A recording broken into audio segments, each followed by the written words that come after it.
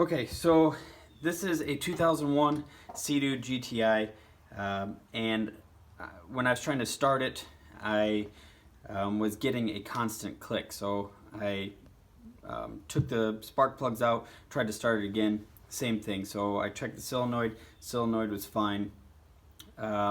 So I checked then all the wires to make sure there wasn't too much resistance with all the wires, and those were fine. So my last step was to check the starter itself.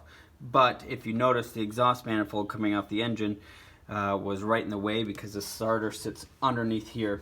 So what I did after trying is I took this piece of the exhaust off. It's held together by these rubber grommets here, but what I did is it sits right here. So I was able to take this off, and that allowed me a lot better access to the starter, which sits underneath the engine right here. There are two main bolts, actually three main bolts to take off that secure it to the engine itself. There are two that sit like this, and then there's one that sits this way into the engine. Now I have a 18-inch extension, and I was able to run that underneath the starter prior to taking off the part of the exhaust, and I was able to get to this top nut and this bottom nut here. And then I was able to pull the starter out this way. I've scoured the internet looking for videos, DIY videos on how to do this, and I couldn't find one, so that's why I'm making this video for you guys. But I'm gonna take it over here and floor test it with a brand new battery to show you what was going on. Now, throughout the whole summer, last summer, I'd have to press the start button a few times to get it to engage. So I thought that was the solenoid. I replaced the solenoid at the end of last summer, and that didn't do anything as far as fixing it. So I'm hoping it is the starter, and I'll show you what I mean here in a second.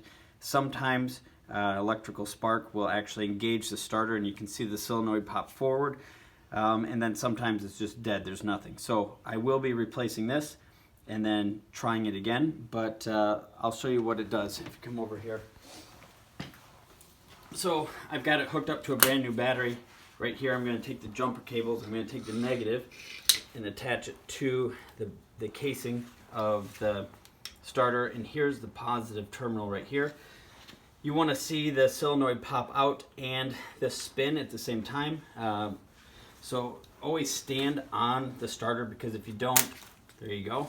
If you don't, there's a chance for it to jump around and tangle up the cable. So we're standing on it, and I'm touching the terminal, and there's no spinning action at all. So it's getting proper electrical current to it, but nothing is happening with the solenoid itself or the starter. So if it is a good starter, you will see it pop out and start spinning. I got to spin once or twice after I took it out, but it's not doing anything now. So double check all the connections, and nothing. So I'm going to be replacing the starter on this, and I bet you that my jet ski will start up every time now.